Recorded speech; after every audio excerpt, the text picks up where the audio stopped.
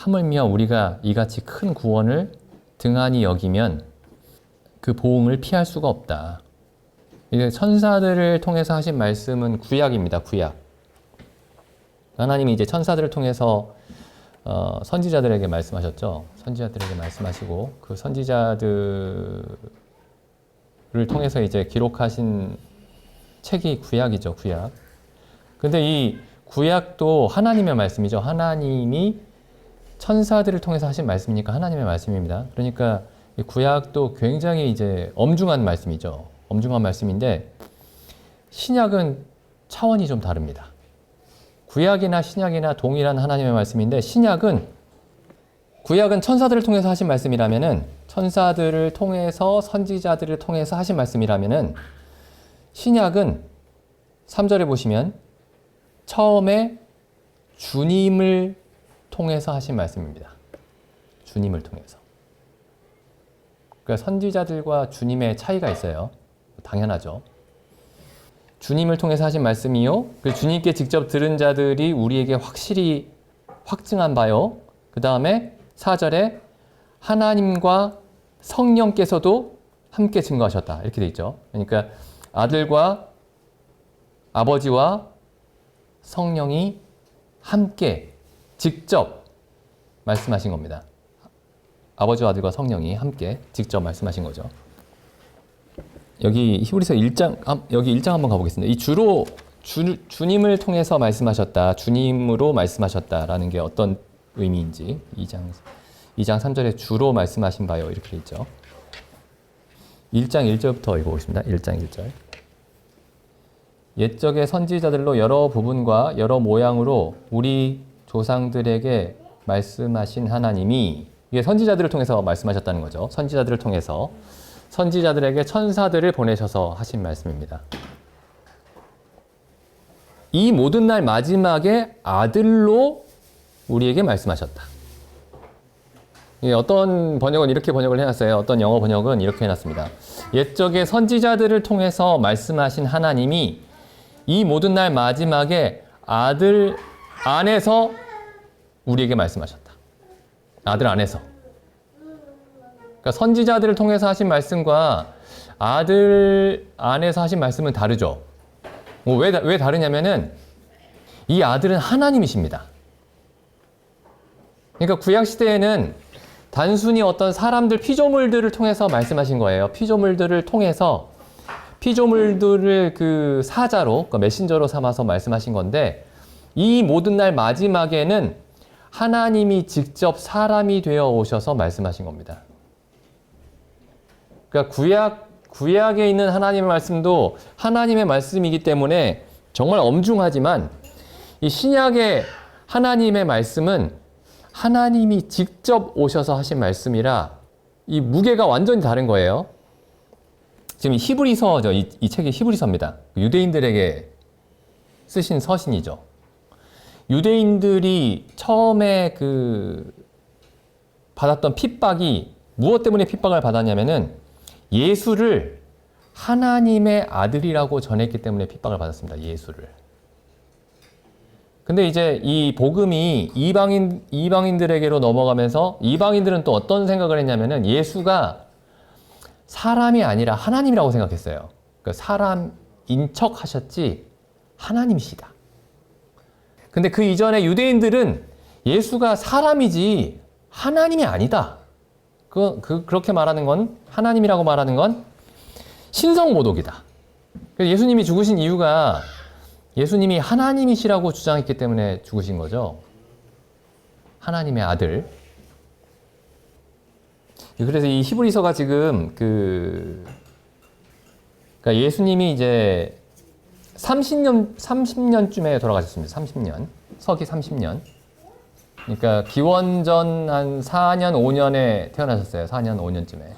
그래서 30년쯤에 예수님이 십자가에 달려 죽으셨습니다. 그리고 지금 이 히브리서는 이제 예루살렘이 무너지기 전에 서기 70년 전에 쓰여진 책입니다. 그래서 여기 히브리서를 쭉 읽어보시면은 아직도 그 구약의 제사가 예루살렘에서 이제 구약의 제사가 드려지고 있는 상황이라는 걸 알 수가 있어요. 히브리서를 읽어보시면은. 그래서 아직 지금 예루살렘이 무너지기 전입니다. 이제 로마 황제가 그 70년에 와서 이제 예루살렘을 무너뜨리죠. 성전도 다 없애버리고. 그 이전에 지금 기록된 책이에요. 그러니까 예수님이 죽으시고 부활하셔서 승천하신 이후에 한 30년? 30년에서 40년 사이 그때쯤 기록된 서신입니다, 이게. 그러니까 사실상 예수님과 동시대 사람들이 이 서신을 읽었을 가능성이 굉장히 높아요. 그걸 한번 좀 생각을 해보시죠. 그래서 예수님이 하나님의 아들이라고 주장했기 때문에 십자가에 못 박혀 죽었다는 그 사실을 아주 생생하게 기억하고 있는 사람들이 이 서신을 읽고 있을 가능성이 굉장히 높습니다. 가능성이 높은 게 아니라 이 서신을 읽는 대부분의 그 독자들이 예수님이 왜 십자가에서 처형당했는지를 다 알고 있어요. 그리고 여기 보시면 이제 2장 3절에 보시면 이렇게 돼 있죠. 이 구원은 처음에 주로, 그러니까 예수 그리스도를 통해서 말씀하신 바요, 예수 그리스도께 직접 들은 사람들이 우리에게 확증했다. 이렇게 얘기하니까 지금 예수님의 제자들이 살아있는 겁니다. 상당수가 살아있는 거예요. 우리가 지금 기독교가 생긴 지 한 2000여 년 됐으니까 사람들이 기독교 예수님에 대해서 막연하게 뭔가 이게 머리 뒤에 이렇게 뭐라고 하죠? 후광도 있고 막 그런 그림을 떠올려요. 근데 지금 예수님과 함께 했던 이 제자들은 예수님과 잠도 같이 자고 밥도 같이 먹고 배도 같이 타고 막 그랬던 사람들입니다. 예수님이 피곤한 모습도 보시고 배고픈 모습도 보시고 목마른 모습도 보시고 우는 모습도 봤고 이런 사람들이에요. 그러니까 예수님이 우리와 똑같이 혈과 육이 있는 그 사람의 모습을 그대로 봤던 사람들입니다. 그리고 예수님이 십자가에서 로마 군인들에 의해서 처형을 당하는 것도 이 제자들은 직접 봤죠. 그리고 그걸 목격한 사람들에게 복음을 들었던 사람들입니다. 목격한 사람들이니까. 들은 자들에게 확증을 받았다 이렇게 돼 있죠. 그러니까 예수님이 그냥 사람이었던 거예요. 이 히브리서를 읽고 있는 사람들에게는. 물론 하나님의 아들이라는 사실을 알고 있었지만은, 들어서 알고 있었지만은, 분명히 사람이라는 사실이 그 사실을 느끼고 있는 사람들입니다. 느낀다는 표현을 쓴다면. 실감하고 있었던 사람들이에요. 근데 그 사람들에게 다시 한번 이 예수가 어떤 분인지를 설명을 합니다. 지금 히브리서 처음에. 이렇게 얘기하죠. 2절, 히브리서 1장 2절 다시 보겠습니다. 이 모든 날 마지막에 아들로 우리에게 말씀하셨으니, 예수, 그러니까 나사렛 사람 예수, 요셉의 아들 예수. 이 요셉과 마리아의 아들 예수가 사실은 누구냐면 아들이신데, 이 아들을 만유의 후사로 세우시고, 그러니까 만물의 상속자입니다. 그러니까 지금 머릿속에 떠올리셔야 되는 게 청년을 떠올리셔야 됩니다. 30대 초반의 남자, 청년. 근데 그 사람이 이 우주와 그 안에 있는 모든 것들의 상속자이시다. 그분이 주인이시다. 그런 사람 상상해 보신 적이 없으시죠? 그런 사람. 그러니까 예를 들어 알렉산더 대왕이다. 그런 사람은 상상해 볼 수 있죠. 역사 속에 있었으니까. 네? 엄청난 제국의 어떤 소유자예요. 근데 예수님은 그런 알렉산더 대왕과 비교가 안 됩니다. 하늘과 땅과 그 가운데 있는 모든 것들의 상속자로 하나님이 정하셨습니다. 왜 이 히브리서의 저자가 사도 바울이라고 할게요. 사도 바울이 왜 복음을 전할 때에 이 얘기부터 할까요? 그냥 예수님이 하나님의 아들이다 이렇게 얘기해도 충분한데 왜 예수님의 크심에 대해서 먼저 얘기할까요? 예수님의 크기에 대해서. 보시죠. 계속 읽어보겠습니다. 이 아들을 만유의 상속자로 세우셨는데 단지 만유의 상속자이실 뿐만 아니라 저로 말미암아 모든 세계를 지으셨느니라. 그러니까 창조자세요. 이 예수가 창조자이십니다. 그러니까 당연히 주인이에요. 그러니까 하나님이 어떤 사람을, 어떤 존재를 상속자로 세우셨냐면은 그 창조를 함께한 아들에게 그 모든 세계의 상속자로, 모든 세계의 후사로 세우셨던 겁니다. 그러니까 마땅히 주인이 될 권리가 있는 분에게 이 만유의 후사가 되게 하신 거죠. 그 다음 보시죠. 3절. 이는 하나님의 영광의 광채시요. 예수 그리스도는 하나님의 영광의 광채입니다. 하나님의 본체의 모습이십니다. 그러니까 하나님은 볼 수가 없어요. 구약에 있는 모든 사람들이 알고 그 성경을 아는, 구약 성경을 아는 모든 사람들이 알고 있습니다. 하나님은 볼 수가 없다. 그러니까 볼 수 없다라는 말은 이해할 수 없다 이런 뜻입니다. 이해할 수 없다라는 말을 약간 비유적으로 표현하면 볼 수 없다 이렇게 표현할 수 있는 거예요. 말로써 표현할 수 없다. 개념으로 표현할 수 없다. 이성으로 이해할 수 없다. 근데 이 하나님을, 이 하나님의 영광을 나타내시는 광채이시고, 그리고 그 하나님의, 볼 수 없는 하나님의 형상이십니다. 예수 그리스도가. 그러니까 예수 그리스도가 단순히 우리의 죄를 가져가 버리는 어떤 그 죄 없는 짐승 같은 게 아니에요. 사람들이 너무 그쪽으로 빨리 넘어갑니다. 복음을 이해할 때나 복음을 전할 때 그쪽으로 너무 빨리 넘어가요. 그 다음 보시죠. 이는 그 하나님의 영광의 광채시여 그 본체의 형상이시라. 그의 능력의 말씀으로 만물을 붙드시며, 이 모든 만물을, 지금 우리 눈에 보이는 모든 것들과 보이지 않는 모든 것들과 우리 몸 안에도 보이지 않는 것들이 있죠. 현미경을 빌려서 봐야 보이는 것들. 그 모든 것들을 이 예수 그리스도가 말씀으로 붙들고 계십니다. 그러니까 붙들고 계신 손을 놔버리면 어떻게 되죠? 없어집니다.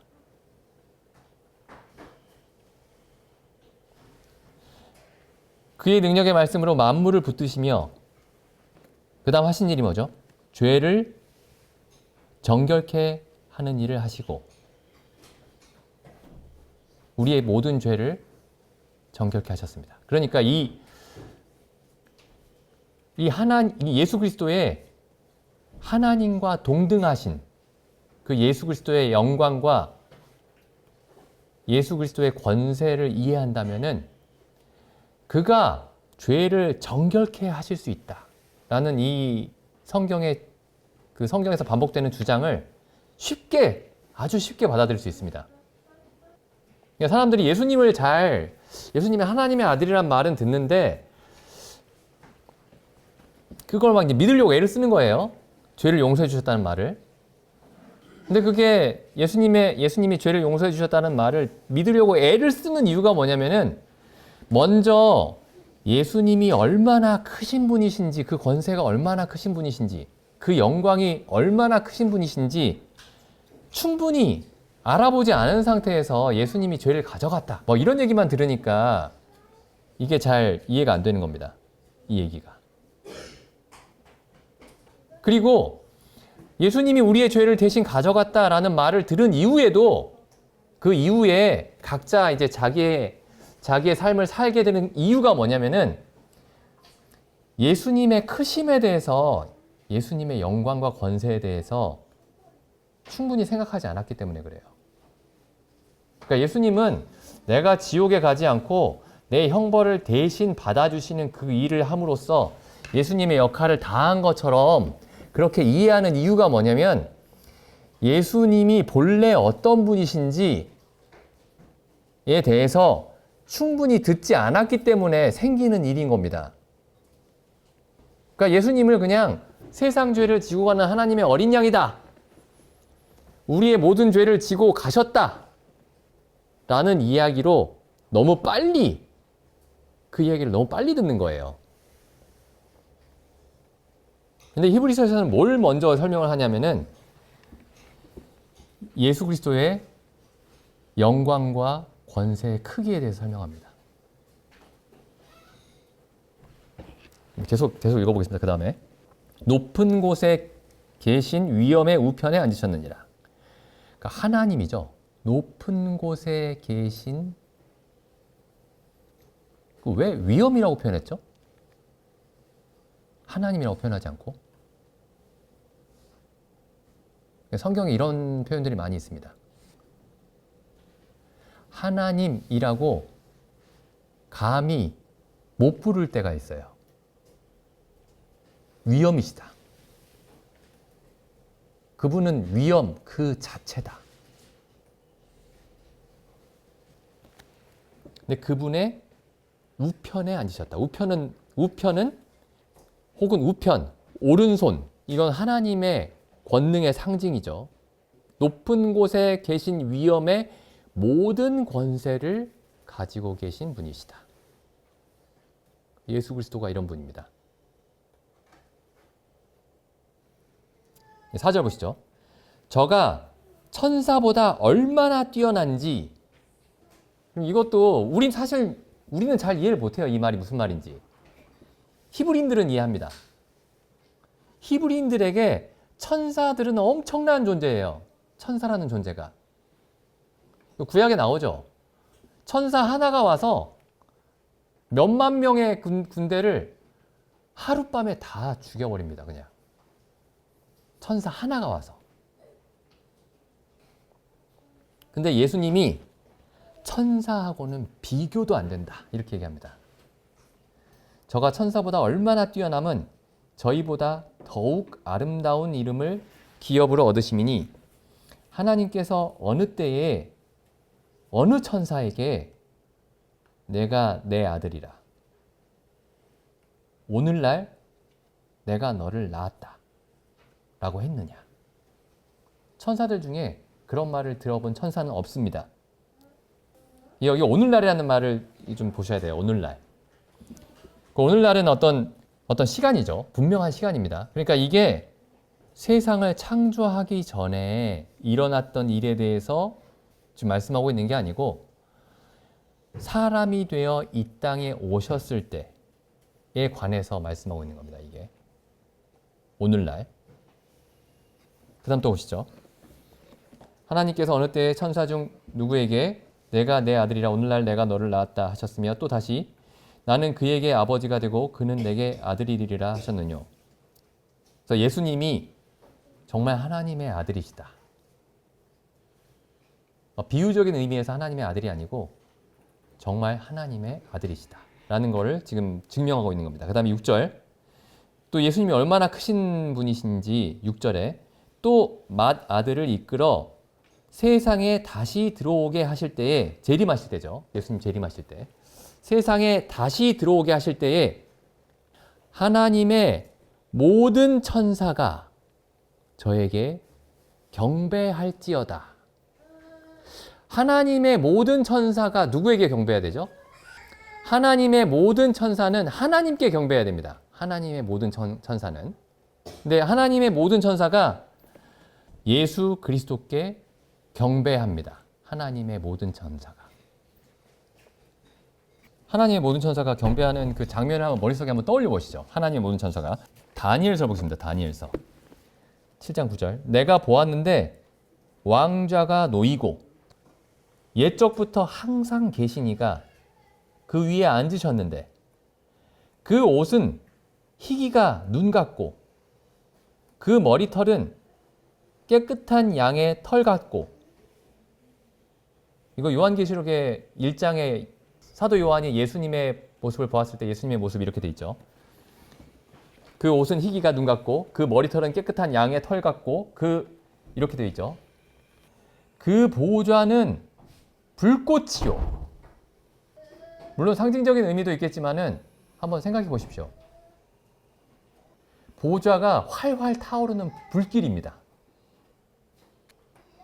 거기에 편안하게 앉아 계시는 거죠. 한번 보시죠. 그 다음에 그 바퀴는 붙는 불이며, 그러니까 전차 같은 거예요. 보좌가. 그 다음 보시죠. 불이 강처럼 흘러 그 앞에서 나오며 그를 시종하는 자는 천천히요. 천천히 얼마죠? 100만. 100만의 천사가 100만 명 모일 수 있는 그런 광장 보신 적 있나요? 없죠. 없습니다. 그 다음 보시죠. 그 다음에 그 앞에 시위한 자는 만만이다. 만 곱하기 만이 얼마죠? 억. 그러니까 가장 가까이에 100만의 천사가 서 있고 그 다음 열에 1억의 천사가 섬기고 있습니다. 네, 보시죠. 히브리서 1장 6절. 또 맏아들을 이끌어 세상에 다시 들어오게 하실 때에, 구름을 타고 다시 오실 때에 100만, 1억의 천사들이 나팔을 불면서 찬송하면서 크게 외치면서 예수 그리스도께 경배할 겁니다. 옛날 제가 제 성경을 처음 볼 때 세례 요한이 난 예수님 신발끈도 풀 수가 없어. 아유, 웬 호들갑이야. 아이, 너무 자기를 너무 지나치게 이렇게 너무 낮추는 거 아니야? 자, 100만 명의 천사가 있고 1억의 천사가 이렇게 호위를 하고 있어요. 자, 일국의 대통령이, 만약 우리나라 대통령이 무슨 리무진을 타고 이렇게 이제 사열한다고 해보시죠. 우리가 가까이도 가지 못합니다. 근처에도 못 가게 해요. 사람들이 이제 기독교인들이 예수님을 굉장히 친근하게 여깁니다. 가깝게. 친숙하게 여깁니다. 물론 예수님이 친밀해야 되는데, 우리가 예수님과 친밀해야 되는데, 시간이 갈수록 더욱더 친밀해야 되는데, 실제 예수님이 어떤 분이신가? 그러니까 세례 요한이 예수님의 신발끈을 풀 수도 없다라고 했던 게 전혀 과장이 아니었던 겁니다. 다음 보시죠. 7절. 또 천사들에 관하여는 그는 그의 천사들을 바람으로 그의 사역자들을 불꽃으로 삼으시느니라.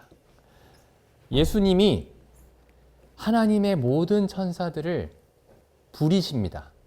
하나님의 모든 천사들이 예수님의 종들입니다. 그 다음 보시죠. 8절. 아들에 관하여는, 예수 그리스도죠. 예수 그리스도에 관하여는 성경이 뭐라고 얘기하고 있죠? 하나님이요. 그러니까 하나님이십니다. 예수 그리스도는 하나님이십니다. 하나님이여, 주의 보좌가 영영하며 주의 나라의 지팡이 홀은 공평한 홀이니이다. 주께서 의를 사랑하고 불법을 미워하였으니 그러므로 하나님 곧 주의 하나님이 즐거움의 기름을 주님께 부어 주님의 동료들보다 승하게 하였고, 또 주여, 여기 주는 누구죠? 예수님을 가리킵니다. 주여 태초에 주께서 땅에 기초를 두셨으며, 땅에 기초를 두신 분이 예수님이십니다. 주여 태초에 주께서 땅에 기초를 두셨으며 하늘도 예수 그리스도께서 손으로 지으신 바입니다. 근데 그것들은 멸망할 것이나, 지금 우리가 밖에 나가서 보면 보이는 하늘과 땅이 있죠. 항상 있을 것 같잖아요. 수천 년 넘게 계속 있었죠. 근데 뭐라고 얘기하느냐? 성경이 그것들은 멸망할지라도 그것들은 멸망한 것이나 예수 그리스도는 영원히 계실 것이며 예수 그리스도가 더 크신가요? 아니면은 지금 우리가 밖에 보이는 하늘과 땅이 더 큰가요? 예수 그리스도가 비교할 수 없을 만큼 크십니다. 그 다음에 그것들은 다 옷과 같이 낡아지리니 의복처럼 갈아입을 것이요 그것들은 옷과 같이 변할 것이지만 예수 그리스도는 변함이 없어 연대가 끝이 없을 것입니다. 그리고 나서 2장 1절에 이렇게 시작합니다. 그리고 나서 2장 1절에 그러므로 모든 들은 것을 우리가 더욱 간절히 진지하게 심각하게 살펴봐야 한다. 그러니까 복음이 우리 듣는 사람의 마음속에서 언제 제대로 역사하느냐? 그 복음을 말씀하신 예수 그리스도의 그 크심이 이해가 될 때 이 복음의 크기도 같이 따라오는 겁니다. 그러니까 결국에는 성경에 있는 그 우리를 향한 모든 명령들이 있죠. 우리에게 무엇을 믿으라고 말씀하시고 그 다음에 또 믿는 자들에게 하나님이 주신 명령들이 있습니다. 이런 것들을 행하라. 저런 것들을 행하라. 이 모든 것들이 행할 수 있는 힘이 어디에서 오느냐? 결국에는 그리스도의 크심을 아는 데서 오는 겁니다. 그러니까 우리가 무엇을 해야 할지, 어떻게 해야 할지를 성경을 통해서 자세히 살펴보는 것도 중요하지만 결국에 우리가 가장 중요한 게 뭐냐면 그리스도의 크심을 보는 겁니다. 거기에 거의 모든 게 달려 있어요. 요한계시록 말씀 보겠습니다. 요한계시록 1장 9절 보겠습니다. 나 요한은 너희 형제요 예수의 환난과 나라와 참음에 동참하는 자라. 하나님의 말씀과 예수의 증거를 인하여 하나님의 말씀을 전하고 예수를 증거하다가 반모라는 섬에 갇혔죠. 죄인으로. 반모라는 섬에 유배되었더니 주의 날에 내가 성령에 감동하여 내 뒤에서 나는 나팔 소리 같은 큰 음성을 들으니. 자, 예수님의 음성이 어떻게 들렸죠? 나팔 소리처럼 크게 들렸습니다. 예수님의 음성이. 사도 요한이 예수님의 사랑하시는 제자였죠. 그 요한복음에 보면은 예수님의 사랑하시는 제자, 그의 사랑하는 제자 이런 표현이 많이 나옵니다. 한 대여섯 번 나와요. 그 사도 요한을 표현할 때. 그리고 예수님의 품에 안겨있던 제자죠. 이 사도 요한이. 굉장히 친근했습니다. 예수님과. 친밀하고. 근데 지금 이때에 이 사도 요한이 들었던 예수님의 목소리는 친밀하고 사랑스럽고 부드러운 목소리가 아니었습니다. 단순히 그런 목소리가 아니었어요. 천지를 진동하게 하는 나팔 소리였습니다. 언제 나팔 소리가 났죠? 성경의 구약에 하나님이 시내 산에 강림하실 때에 큰 나팔 소리가 났습니다. 그래서 시내 산이 진동했죠. 사람들이 두려워서 하나님께 가지 못했습니다. 그 나팔 소리예요. 사도 요한이 들었던 그 목소리가, 예수님의 목소리가. 11절. 이거 그러니까 좀 머릿속에 떠올려 보셔야 됩니다. 이 장면을. 11절. 가로되 너 보는 것을 책에 써서 에베소, 서머나, 버가모, 두아디라, 사데, 빌라델비아, 라우디게아 7교회에 보내라 하시기로. 그러니까 엄청나게 큰 목소리로 말씀하신 거예요. 그렇죠? 12절. 몸을 돌이켜 나더러 말한 음성을 알아보려고 하여 돌이킬 때에 7 금 촛대를 보았는데 여기 의미는 다 설명하지 않겠습니다. 나중에 시간이 되면 같이 살펴보기로 하고 좀 읽어보겠습니다. 그냥 한번 머릿속에 떠올려 보시죠. 촛대 사이에 인자 같은 이가 발에 끌리는 옷을 입고 가슴에 금띠를 띠고 그 머리와 털의 희기가 흰 양털 같고 머리털이 하얘요. 빛납니다. 빛나는 흰색이에요. 눈 같으며 그의 눈은 불꽃 같고, 눈이 불꽃 같습니다. 눈이 활활 타오르는 거예요. 예수님의 모습이. 그의 발은 용광로에서 단련된 빛난 놋 같고, 예수님의 발이 용광로에서 단련된 그런 놋과 같습니다. 그리고 그의 음성은 많은 물소리 같으며, 이 많은 물소리가 바닷가에 가보면 그 왜 심하게 파도 치는 날 있죠. 한번 상상해 보십시오. 그 목소리에 대해서. 혹은 큰 폭포에서 물이 쏟아지는 소리 있죠. 떨어지는 소리. 그런 목소리였습니다. 예수님의 목소리가.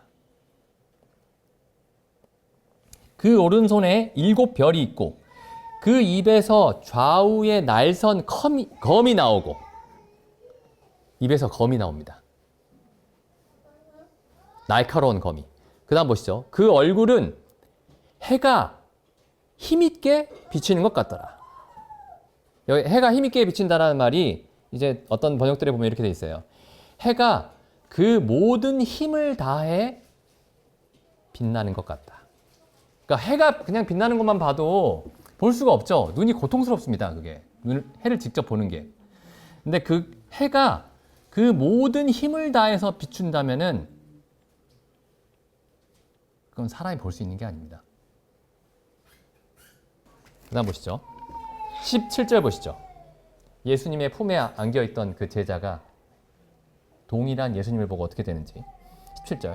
내가 볼 때에 그 발 앞에 엎드러져 죽은 자 같이 되었다. 이게 본래 예수님의 모습입니다. 본래의 모습이에요. 그걸 다 가리고 오셨던 겁니다. 근데 이 사복음서에서도 보시면 예수님이 이런 모습을 순간 이렇게 나타낼 때가 있어요. 혹은 그걸 다 가리고 계심에도 하나님의 은혜로 이 영광을 보는 사람들이 있었습니다. 그게 세리요한 같은 사람이죠. 내가 그의 신발끈을 풀 수도 없다. 로마 백부장 같은 사람이죠. 내가 주께 나아가기도 감당치 못할 줄을 알았나이다. 주께서 내 집에 오심을 감당할 수가 없습니다. 순간적으로 그게 이 본래의 영광이 나타날 때가 있었던 겁니다. 그러니까 이게 본래 모습이에요, 예수님의. 우리가 아주 친근하게 알고 있는 예수님의 본래의 영광입니다. 이걸 가리고, 이걸 비우고 오셨던 겁니다. 근데 이게 본래 모습이에요. 사도 요한이 본래 예수 그리스도의 영광을 여기서 본 겁니다. 그 영광을 보면 어떻게 되느냐?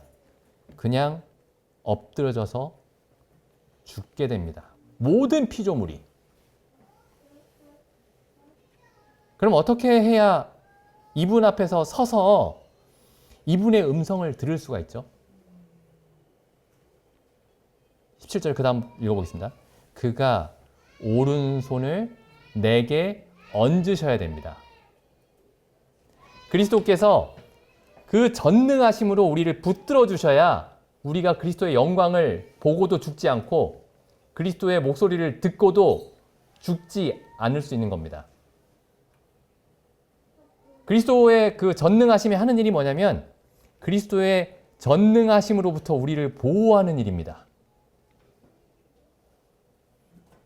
하나님 앞에 서서 살 자가 없는데 하나님의 전능하심으로 하나님 앞에 서게 하시는 겁니다. 그러니까 우리가 지금 하나님께 예배하고 그리스도께 예배하고 경배한다고 얘기를 하잖아요. 우리가 주일날 이렇게 예배를 드릴 때 혹은 집에서 성도님들이 각자 주님께 잠깐 짧게 기도를 드릴 때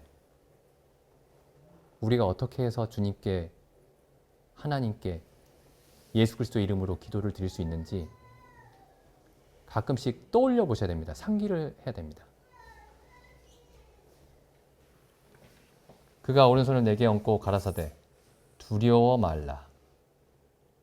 그래야 우리가 두려우신 하나님 앞에서 두려움 없이 설 수가 있는 겁니다.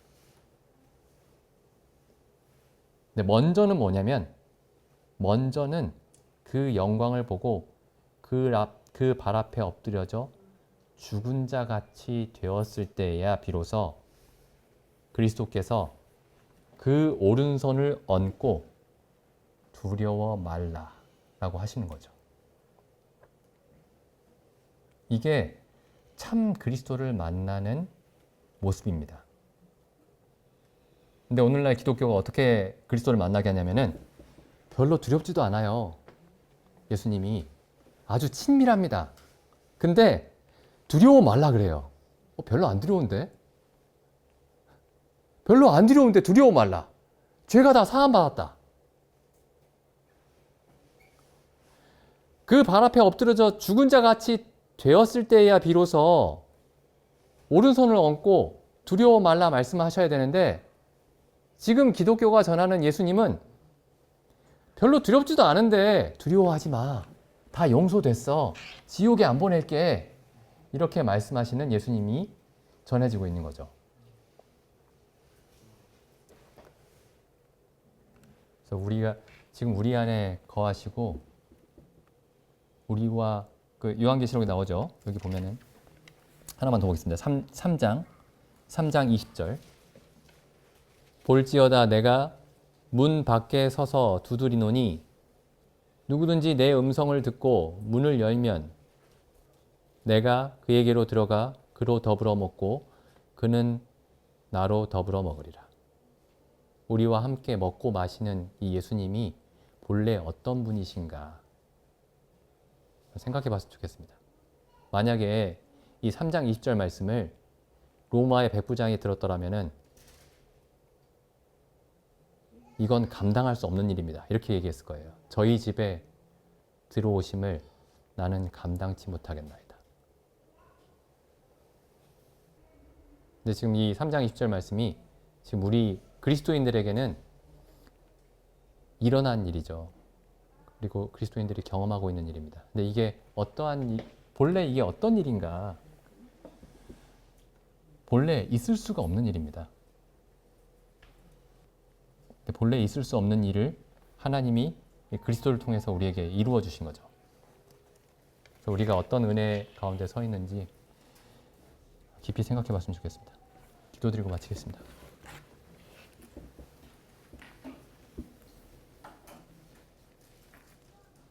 하나님 아버지, 참 저희가 하나님을 볼 수도 없고 하나님께 가까이 갈 수도 없는 그런 자들이오나 하나님의 영광의 광채시요 그 본체의 형상이신 예수 그리스도를 저희 가운데 보내주셨사옵고, 또한 십자가에 저희의 모든 죄를 위해 하나님의 모든 저주와 진노를 당하게 하셨음에 감사드립니다. 이제 부활하신 그리스도께서 저희에게 나타나셔서 저희 가운데 함께 계신다는 이 말씀이 얼마나 크고 두려운 말씀인지, 또한 동시에 얼마나 놀랍고 은혜로운 말씀인지 저희로 항상 깨닫게 하여 주옵시고, 그 말씀을 느끼는 가운데 날마다 구체적으로 경험하는 가운데 저희가 걸을 수 있도록 저희 각 성도님들과 또한 저희 교회를 인도하여 주시옵소서. 저희가 우리 주 예수 그리스도께 합당한 마음으로, 합당한 말로써 합당한 경배를 드릴 수 있도록 저희에게 주의 영광을 항상 보여주시기를 원하옵나이다. 이 모든 말씀을 우리 주 예수님의 이름으로 기도드립니다. 아멘.